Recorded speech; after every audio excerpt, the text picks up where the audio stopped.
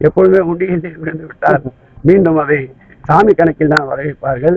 இதற்கு ஏதாவது விதிவிலக்கு இருக்கிறதா என்று சட்டப்படி ஆராய்ந்து ஏதாவது இருந்தால் அதற்கேற்ற நிவாரணம் நிச்சயமாக அந்த பக்தர்களுக்கு வழங்குவதற்கு உண்டான சாத்தியக்கூறுகள் இருப்பின் ஆராயப்படும். படம் பார்த்து கட்டு போறதுதான் பாளையத்தம்மனா. இந்த குழந்தைய உள்ள போட்டீங்க, இந்த குழந்தை இனி எங்களுக்கு தான் அப்படின்னு. சரி, ஒரு குண்டை போட்டுட்டாரு அவரு. சிரிக்காதியா. ஒரு 10 நாள் ஒரு வெடிக்கும் போது இல்லை போட்டிங்க குண்டு எங்களுக்கு தான், நீங்கள் போங்கன்னு சொன்னீங்கன்னா ஐயோ கால கொடுமை.